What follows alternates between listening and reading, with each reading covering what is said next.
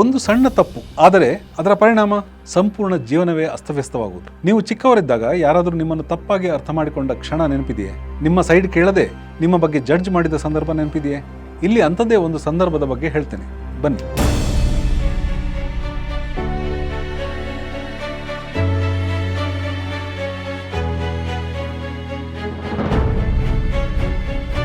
ಇಂದು ನಾನು ನಿಮ್ಮನ್ನು 1959ರ ಪ್ಯಾರಿಸ್ಗೆ ಕರ್ಕೊಂಡು ಹೋಗ್ತೇನೆ.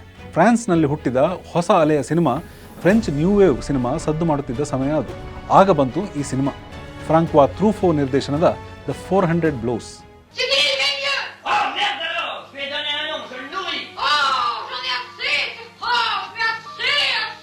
ಇದು ಕೇವಲ ಸಿನಿಮಾ ಅಲ್ಲ, ಇದೊಂದು ಬಂಡಾಯ, ಬಾಲ್ಯದ ಅರ್ಥ ಮಾಡಿಕೊಳ್ಳಲಾಗದ ಹಂಬಲ ಮತ್ತು ಸ್ವಾತಂತ್ರ್ಯದ ನಿರಂತರ ಹುಡುಕಾಟದ ಸಿನಿಮಾ ಇದು. ಕಥೆಯ ನಾಯಕ ಆಂಟೋನ್ ಎಂಬ ಪ್ಯಾರಿಸ್ನ ಸುಮಾರು 12-13 ವರ್ಷದ ಒಬ್ಬ ಹುಡುಗ. ಮನೆ ಅವನಿಗೆ ಕೇವಲ 4 ಗೋಡೆಗಳಷ್ಟೇ. ತಾಯಿ ಗಿಲ್ಬರ್ಟ್ ತನ್ನ ಸ್ವಂತ ಬದುಕಿನಲ್ಲಿ ಬ್ಯುಸಿಯಾಗಿದ್ದಾಳೆ. ತಂದೆ ಜೂಲಿಯನ್ ಜೋಕ್ ಎಲ್ಲ ಮಾಡುತ್ತಾ ಹಸನ್ಮುಖಿಯಾಗಿದ್ದರೂ ಮಗನ ಜೀವನಕ್ಕೆ ಗಂಭೀರ ಬೆಂಬಲ ನೀಡುವವನಲ್ಲ.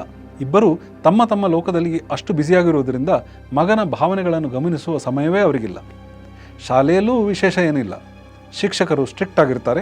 ತಪ್ಪು ಮಾಡಿದರೆ ಹೊಡೆತ, ಅವಮಾನ ಮತ್ತು ಇನ್ನಷ್ಟು ಶಿಕ್ಷೆ. ಮಕ್ಕಳ ಕಣ್ಣುಗಳಲ್ಲಿ ಬೆಳೆಯುವ ಕನಸುಗಳಿಗೆ ಇಲ್ಲಿ ಜಾಗ ಇಲ್ಲ. ಚಿತ್ರದ ಆರಂಭದಲ್ಲೇ ಕ್ಲಾಸ್ನಲ್ಲಿ ಕವನ ಬರೆದಿದ್ದಕ್ಕೆ ಶಿಕ್ಷಕರು ಆಂಟೋನ್ ಮೇಲೆ ಪ್ಲೇಜರಿಸಮ್ ಆರೋಪ ಹೊರಿಸುತ್ತಾರೆ.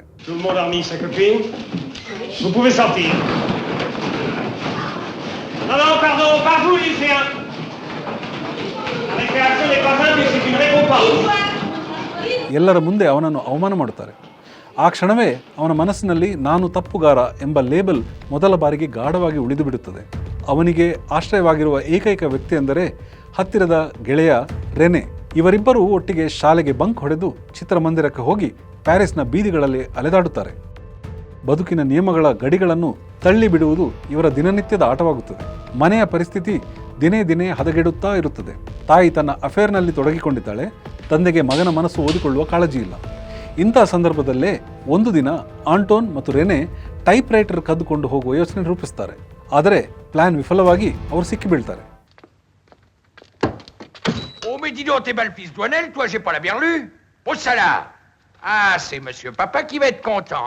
ಈ ಕ್ಷಣವೇ ಕತೆ ದೊಡ್ಡ ತಿರುವು ತಾಳುತ್ತದೆ. ಪೋಷಕರು ಈ ಹುಡುಗನನ್ನು ಸರಿಪಡಿಸಬೇಕಾದರೆ ರಿಫಾರ್ಮ್ ಶಾಲೆಗೆ ಕಳಿಸಬೇಕು ಎಂದು ನಿರ್ಧರಿಸುತ್ತಾರೆ.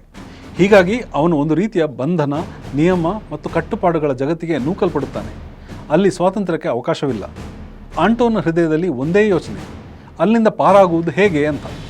ಅವನು ಅಲ್ಲಿಂದ ಎಸ್ಕೇಪ್ ಆಗುತ್ತಾನೆ. ಓಡುತ್ತಾ ಓಡುತ್ತಾ ಸಮುದ್ರದ ದೂರ ತೀರ ತಲುಪುತ್ತಾನೆ.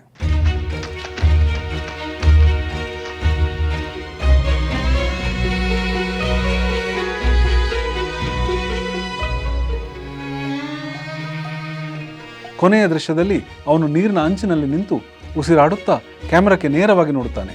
ಆ ಕ್ಷಣದಲ್ಲಿ ಚಿತ್ರ ಫ್ರೀಸ್ ಫ್ರೇಮ್ ಆಗುತ್ತದೆ. ಆ ದೃಷ್ಟಿಯಲ್ಲಿ ನಾವು ಏನು ಕಾಣುತ್ತೇವೆ? ಅದು ಮುಕ್ತಿಯ ಸಂಕೇತವೇ ಅಥವಾ ಭವಿಷ್ಯದ ಗೊಂದಲವೇ? ಟ್ರೂಫೋ ಈ ಪ್ರಶ್ನೆಯನ್ನು ನೇರವಾಗಿ ಉತ್ತರಿಸದೆ ಪ್ರೇಕ್ಷಕರಿಗೆ ನಿರ್ಧರಿಸಲು ಬಿಡುತ್ತಾರೆ. ಆಂಟೋನ್ ಮೇಲ್ನೋಟಕ್ಕೆ ಬಂಡಾಯಗಾರನಂತೆ ಕಾಣುತ್ತಿದ್ದರೂ ಅವನನ್ನು ಯಾರೂ ಅರ್ಥ ಮಾಡಿಕೊಳ್ಳದೇ ಇರುವುದರಿಂದಾಗಿ ಕೇವಲ ಒಂಟಿತನದಿಂದ ರೂಪುಗೊಂಡಿದೆ. ಅವನ ತಪ್ಪುಗಳು ಕೆಟ್ಟ ಉದ್ದೇಶದಿಂದ ಆಗಿದ್ದಲ್ಲ. ಅವು ಮನಸ್ಸಿನ ನಿರಾಶೆ ಮತ್ತು ಅಸಹಾಯಕತೆಗಳಿಗೆ ರಿಯಾಕ್ಷನ್ ಅಷ್ಟೇ.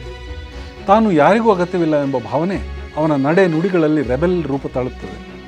ಟ್ರೂಫೋ ತನ್ನ ಸ್ವಂತ ಬಾಲ್ಯದ ನೋವು, ನಿರ್ಲಕ್ಷ್ಯ ಮತ್ತು ಅನ್ಸೇಫ್ ಭಾವನೆಗಳನ್ನು ಆಂಟೋನ್ ಪಾತ್ರದಲ್ಲಿ ತುಂಬಿದ್ದಾರೆ. ಅದಕ್ಕಾಗಿ ಈ ಪಾತ್ರ ಎಷ್ಟು ರಿಯಲಿಸ್ಟಿಕ್ ಆಗಿ ಕಾಣುತ್ತದೋ ಅಷ್ಟೇ ಪ್ರೇಕ್ಷಕರ ಮನಸ್ಸಿನಲ್ಲಿ ಉಳಿಯುತ್ತದೆ. ತಾಯಿ ಗಿಲ್ಬರ್ಟ್ ಅವಳ ಪ್ರೀತಿ ಶೀತಲ, ಮಗನ ಭಾವನಾತ್ಮಕ ಅಗತ್ಯಗಳನ್ನು ಅರಿಯದ ಅವನಿಗೆ ಮಮತೆಗಿಂತಲೂ ಹೆಚ್ಚಾಗಿ ನಿರ್ಲಕ್ಷ್ಯವನ್ನು ನೀಡುವ ತಾಯಿ ಆಕೆ. ಅವಳ ಈ ಪರಿಸ್ಥಿತಿ ಯುದ್ಧೋತ್ತರದ ಫ್ರಾನ್ಸ್ನಲ್ಲಿ ಕುಟುಂಬ ಸಂಬಂಧಗಳ ಬದಲಾವಣೆ, ಮಹಿಳೆಯರ ವೈಯಕ್ತಿಕ ಸ್ವಾತಂತ್ರ್ಯ ಮತ್ತು ಕುಟುಂಬದ ಬದ್ಧತೆ ನಡುವಿನ ಸಂಘರ್ಷದ ಸಂಕೇತವಾಗಿ ಕಾಣುತ್ತದೆ. ತಂದೆ ಜೂಲಿಯನ್ ಮಗನೊಂದಿಗೆ ಸ್ನೇಹಭಾವ ಹೊಂದಿದ್ದರೂ ಜೀವನದ ಗಂಭೀರ ಹೊಣೆಗಾರಿಕೆಯನ್ನು ಹೊರುವಲ್ಲಿ ಹಿಂಜರಿಯುವ ವ್ಯಕ್ತಿ. ಆತ ಸ್ನೇಹಿತ ತಂದೆ ಆಗಬಹುದು, ಆದರೆ ಮಾರ್ಗದರ್ಶಕ ತಂದೆ ಅಲ್ಲ. ಮಗನ ತಪ್ಪುಗಳನ್ನು ತಿದ್ದುವುದಕ್ಕಿಂತ ಅವನೊಂದಿಗೆ ಹಾಸ್ಯ ಮಾಡುವುದು, ಹೊಣೆಗಾರಿಕೆಯಿಂದ ದೂರವಿರುವುದು ಅವನ ಸ್ವಭಾವ.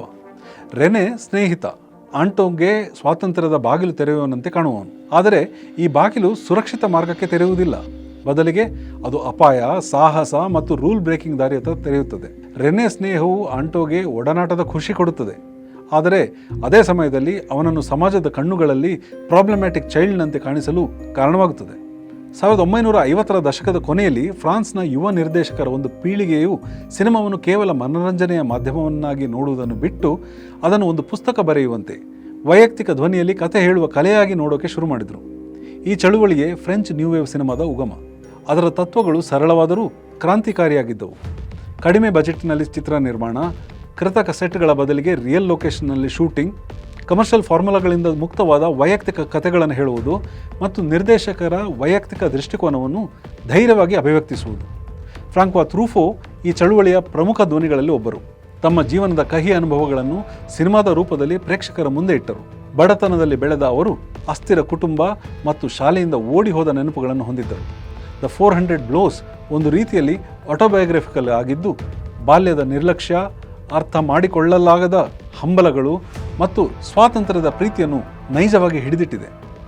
ಯುದ್ಧೋತ್ತರ ಫ್ರಾನ್ಸ್ನಲ್ಲಿ ಸಮಾಜದ ಮೂಲಭೂತ ಅಸ್ತಿತ್ವವೇ ಬದಲಾಗುತ್ತಿತ್ತು. ಕುಟುಂಬ ಮೌಲ್ಯಗಳು ಬದಲಾಗಿದ್ದವು. ಶಿಕ್ಷಣ ಪದ್ಧತಿ ಕಠಿಣ ಶಿಸ್ತು ಮತ್ತು ನಿಯಮಗಳಲ್ಲೇ ಸಿಕ್ಕಿಕೊಂಡಿತ್ತು ಮತ್ತು ಸಮಾಜದ ನೈತಿಕತೆ ಬಗ್ಗೆ ಗಂಭೀರ ಪ್ರಶ್ನೆಗಳು ಎದ್ದಿದ್ದವು. ಆಂಟೋನ್ನ ಕತೆ ಈ ಬದಲಾವಣೆಗಳ ಪ್ರತಿಫಲ. ಒಂದು ಪೀಳಿಗೆಯ ಒಂಟಿತನ, ಬಂಡಾಯ ಮತ್ತು ತನ್ನ ಧ್ವನಿಯನ್ನು ಹುಡುಕುವ ಹೋರಾಟದ ರೂಪಕ. ಚಿತ್ರದ ಕೊನೆಯ ಭಾಗದಲ್ಲಿ ಆಂಟೋನ್ ಸಮುದ್ರದ ಕಡೆಗೆ ಓಡುವುದು ಕೇವಲ ದೈಹಿಕ ಪಾರಾಗುವಿಕೆ ಅಲ್ಲ, ಅದು ಅವನ ಮನಸ್ಸಿನ ಮುಕ್ತಿಯ ಸಂಕೇತ. ಬಂಧನ, ಕಟ್ಟುಪಾಡು, ನಿಯಮಗಳ ಗೋಳಾಟದಲ್ಲಿ ಬೆಳೆದ ಬಾಲ್ಯಕ್ಕೆ ಸಮುದ್ರವು ಅನಂತ ಅವಕಾಶಗಳ ಪ್ರತೀಕವಾಗುತ್ತದೆ. ಇದು ಟ್ರೂಫೋ ತೋರಿಸಿದ ಶಾಶ್ವತ ಮಾನವ ಹಂಬಲ, ನಿಯಂತ್ರಣಗಳಿಂದ ಮುಕ್ತಿ ಪಡೆಯುವ ಆಸೆ. ಪ್ರಾಬ್ಲಮ್ ಚೈಲ್ಡ್ ಎಂಬ ಟ್ಯಾಗ್ ಒಂದು ಬಾರಿ ಸಿಕ್ಕಿದರೆ ಅದರಿಂದ ಇಡೀ ಜೀವಮಾನ ಪ್ರಭಾವ ಉಂಟಾಗುತ್ತದೆ. ಆಂಟೋನ್ ಮೇಲೆ ಶಿಕ್ಷಕರು, ಪೋಷಕರು ಹಾಗೂ ಸಮಾಜ ಹಾಕಿದ ಈ ಲೇಬಲ್ ಅವನ ನಡೆ ನುಡಿಯನ್ನು ಬದಲಾಯಿಸುತ್ತದೆ. ಟ್ರೂಫೋ ಇಲ್ಲಿ ಸಮಾಜವು ಮಕ್ಕಳನ್ನು ಅವರ ಕ್ರಿಯೆಗಳಿಂದ ಮಾತ್ರ ಅಳೆಯಬಾರದು, ಅವರ ಪರಿಸ್ಥಿತಿಯನ್ನು ಸಹ ಅರ್ಥ ಮಾಡಿಕೊಳ್ಳಬೇಕು ಎನ್ನುತ್ತಾರೆ. ಆಂಟೋನ್ನ ತಪ್ಪುಗಳಿಗೆ ಪೋಷಕರ ಪ್ರತಿಕ್ರಿಯೆ ಕೇವಲ ಶಿಕ್ಷೆಯ ರೂಪದಲ್ಲೇ ಬರುತ್ತವೆ. ಅವನ ನೋವು, ನಿರ್ಲಕ್ಷ್ಯ ಮತ್ತು ಇಮೋಷನಲ್ ನೀಡ್ಸ್ ಕೇಳಿ ಅರ್ಥ ಮಾಡಿಕೊಳ್ಳುವ ಪ್ರಯತ್ನ ಯಾರೂ ಮಾಡುವುದಿಲ್ಲ. ಈ ದೃಷ್ಟಿಕೋನ ಪೋಷಕತ್ವದ ಒಂದು ತಪ್ಪಾದ ಮುಖ. ಮಕ್ಕಳ ಭಾವನೆಗಳನ್ನು ತಪ್ಪು ಎಂದು ಮಾತ್ರ ನೋಡುವ ಸ್ವಭಾವವನ್ನು ಬಯಲಿಗೆಳೆಯುತ್ತದೆ. ಪ್ಯಾರಿಸ್ನ ಮಧ್ಯದಲ್ಲಿ ಬೆಳೆದಿದ್ದರೂ ಆಂಟೋನ್ ಒಂಟಿಯಾಗಿದ್ದಾನೆ. ನಗರದ ಚಟುವಟಿಕೆ, ಗದ್ದಲ ಹಾಗೂ ಜನಸಂದಣಿ ನಡುವೆ ಅವನ ಬದುಕು ನಿಶ್ಶಬ್ದವಾಗಿದೆ. ಇದು ದೊಡ್ಡ ನಗರಗಳಲ್ಲಿ ಬೆಳೆಯುವ ಮಕ್ಕಳ ಒಂಟಿತನ ಮತ್ತು ಮಾನಸಿಕ ಅಂತರವನ್ನು ತೋರಿಸುತ್ತವೆ. ಟ್ರೂಫೋ ಪ್ಯಾರಿಸ್ನ ದೃಶ್ಯಾವಳಿಗಳ ಮೂಲಕ ಈ ನಿರ್ಲಕ್ಷ್ಯವನ್ನು ನಿಜವಾದ ಭಾವದೊಂದಿಗೆ ಹಿಡಿದಿಟ್ಟಿದ್ದಾರೆ. ಟ್ರೂಫೋನ ಡೈರೆಕ್ಷನ್ ಸ್ಟೈಲ್ ಚಿತ್ರದ ಇಮೋಷನಲ್ ಇಂಟೆನ್ಸಿಟಿಯನ್ನು ಮತ್ತು ನೈಜತೆಯನ್ನು ಇನ್ನಷ್ಟು ಗಟ್ಟಿಗೊಳಿಸುತ್ತದೆ. ಆಂಟೋನ್ ಓಡುವ ದೃಶ್ಯಗಳಲ್ಲಿ ಬಳಸಿದ ಲಾಂಗ್ ಟ್ರ್ಯಾಕಿಂಗ್ ಶಾಟ್ಗಳು ಅವನ ಸ್ವಾತಂತ್ರ್ಯದ ಹಂಬಲವನ್ನು ದೃಶ್ಯ ಮಾಧ್ಯಮದ ಮೂಲಕ ಜೀವಂತವಾಗಿ ಅನುಭವಿಸಲು ಸಹಾಯ ಮಾಡುತ್ತವೆ. ಹ್ಯಾಂಡ್ಹೆಲ್ಡ್ ಕ್ಯಾಮರಾ ಮೂಮೆಂಟ್ಸ್ ಪಾತ್ರದ ಅನ್ಸ್ಟೇಬಲ್ ಮನಸ್ಥಿತಿಯನ್ನು ಮತ್ತು ಅವನ ಜೀವನದ ಗೊಂದಲಗಳನ್ನು ತೋರಿಸಲು ಪರಿಣಾಮಕಾರಿಯಾಗಿ ಬಳಕೆಯಾಗಿದೆ. ನ್ಯಾಚುರಲ್ ಲೈಟಿಂಗ್ ಮೂಲಕ ಟ್ರೂಫೋ ದೃಶ್ಯಗಳಿಗೆ ವಾಸ್ತವಿಕತೆಯ ಹೊಳಪನ್ನು ನೀಡುತ್ತಾರೆ. ಇದು ಪ್ರೇಕ್ಷಕರನ್ನು ನೇರವಾಗಿ ಕಥೆಯೊಳಗೆ ಎಳೆದೊಯ್ಯುತ್ತದೆ. ಸೌಂಡ್ ಡಿಸೈನ್ನಲ್ಲಿ ಸಂಗೀತವನ್ನು ಮಿತವಾಗಿ ಬಳಸಿಕೊಂಡು ಪರಿಸರದ ನ್ಯಾಚುರಲ್ ಸೌಂಡ್ಗಳಿಗೆ ಹೆಚ್ಚಿನ ಆದ್ಯತೆ ನೀಡಲಾಗಿದೆ. ಇದರಿಂದ ದೃಶ್ಯಗಳು ಇನ್ನಷ್ಟು ಜೀವಂತ ಮತ್ತು ನೈಜವಾಗಿ ಕಾಣಿಸುತ್ತವೆ. ಎಡಿಟಿಂಗ್ನಲ್ಲಿ ಜಂಪ್ ಕಟ್ಗಳು ಹಾಗೂ ಫಾಸ್ಟ್ ಮತ್ತು ಸ್ಲೋ ಮೋಷನ್ ಸ್ಟೈಲ್ ಮಿಶ್ರಣ ಕಥೆಯ ಗತಿ ಮತ್ತು ಭಾವನಾತ್ಮಕ ತೀವ್ರತೆಯನ್ನು ಸಮತೋಲನಗೊಳಿಸಿ ಪ್ರೇಕ್ಷಕರ ಗಮನವನ್ನು ನಿರಂತರವಾಗಿ ಹಿಡಿದಿರುತ್ತದೆ. ದ 400 ಬ್ಲೋಸ್ ಯುವ ನಾಯಕನ ದೃಷ್ಟಿಕೋನದಿಂದ ಕತೆ ಹೇಳುವ ಶೈಲಿಗೆ ಹೊಸ ದಾರಿ ತೆರೆಯಿತು. ಇದು ಇಂದಿನ ಅನೇಕ ಇಂಡಿ ಸಿನಿಮಾಗಳಲ್ಲಿ ಸಾಮಾನ್ಯವಾಗಿರುವ ತಂತ್ರ. ಮಾರ್ಟಿನ್ ಸ್ಕೋರ್ಸೆಸಿ, ವೆಸ್ ಆಂಡರ್ಸನ್, ರಿಚರ್ಡ್ ಲಿಂಕ್ಲೇಟರ್ ಮುಂತಾದ ಹಲವಾರು ಪ್ರಮುಖ ನಿರ್ದೇಶಕರು ತಮ್ಮ ಕೃತಿಗಳಲ್ಲಿ ಟ್ರೂಫೋನ ಪ್ರಭಾವವನ್ನು ಒಪ್ಪಿಕೊಂಡಿದ್ದಾರೆ. ವೈಯಕ್ತಿಕ ಕಥಾನಕಗಳ ಪ್ರಾಮುಖ್ಯತೆ, ರಿಯಲ್ ಲೊಕೇಶನ್ ಶೂಟಿಂಗ್ ಮತ್ತು ಅನ್ಆರ್ಥೋಡಾಕ್ಸ್ ಎಡಿಟಿಂಗ್ ಟೆಕ್ನಿಕ್ ಇವುಗಳು ಇಂದಿಗೂ ಚಲನಚಿತ್ರ ನಿರ್ಮಾಣದ ಅವಿಭಾಜ್ಯ ಅಂಗಗಳಾಗಿವೆ. ಇದು ಇಂದಿಗೂ ಪ್ರಸ್ತುತವಾಗಿರುವುದಕ್ಕೆ ಕಾರಣ ಈ ಚಿತ್ರವು ನೀಡುವ ಸರಳ ಆದರೆ ಶಕ್ತಿಯುತ ಸಂದೇಶ. ಮಕ್ಕಳನ್ನು ಕೇಳಿ, ಲಿಸನ್ ಟು ಚಿಲ್ಡ್ರನ್. ಪೋಷಕರು ಮತ್ತು ಶಿಕ್ಷಕರು ಮಕ್ಕಳ ತಪ್ಪುಗಳನ್ನು ಕೇವಲ ಶಿಸ್ತುಗೊಳಿಸುವ ವಿಷಯವಾಗಿ ನೋಡುವುದನ್ನು ಬಿಟ್ಟು ಅವರ ಇಮೋಷನಲ್ ನೀಡ್ಸ್ ಅರ್ಥ ಮಾಡಿಕೊಳ್ಳಬೇಕು ಎಂಬ ಪಾಠವನ್ನು ಈ ಸಿನಿಮಾ ಕೊಡುತ್ತದೆ. ಅರ್ಥ ಮಾಡಿಕೊಳ್ಳದ ಪ್ರತಿ ಚಿಕ್ಕ ತಪ್ಪು ದೊಡ್ಡ ಪರಿಣಾಮ ಬೀರಬಲ್ಲದು. ಚಿತ್ರದ ಕೊನೆಯ ಫ್ರೀಸ್ ಫ್ರೇಮ್ ಆಂಟೋನ್ ಸಮುದ್ರ ತೀರದಲ್ಲಿ ನಿಂತು ಕ್ಯಾಮರಾಕ್ಕೆ ನೋಡುವ ಕ್ಷಣ ನಮ್ಮೆಲ್ಲರ ಜೀವನದಲ್ಲಿ ಒಂದಿಲ್ಲ ಒಂದು ಬಾರಿ ಬಂದಿರುವ ಪ್ರಶ್ನೆಯ ಪ್ರತಿಬಿಂಬ. ನಾನೀಗ ಎಲ್ಲಿಗೆ ಹೋಗಬೇಕು?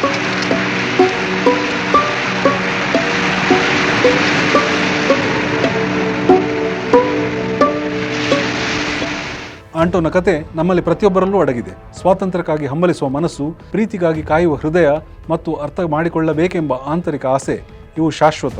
ನಿಮಗೆ ಈ ವಿಶ್ಲೇಷಣೆ ಇಷ್ಟವಾದರೆ ಚಾನಲ್ ಸಬ್ಸ್ಕ್ರೈಬ್ ಮಾಡಿ, ಬೆಲ್ ಐಕಾನ್ ಒತ್ತಿ, ಲೈಕ್ ಮಾಡಿ, ಶೇರ್ ಮಾಡಿ ಮತ್ತು ನಿಮ್ಮ ಅಭಿಪ್ರಾಯವನ್ನು ಕಮೆಂಟ್ನಲ್ಲಿ ಬರೆಯಿರಿ.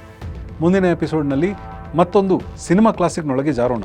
ಅದುವರೆಗೆ ಸಿನಿಮಾವನ್ನು ಕೇವಲ ನೋಡುವುದಲ್ಲ, ಅದರ ಬಗ್ಗೆ ಯೋಚಿಸುವುದನ್ನು ನಿಲ್ಲಿಸಬೇಡಿ. ನಮಸ್ಕಾರ.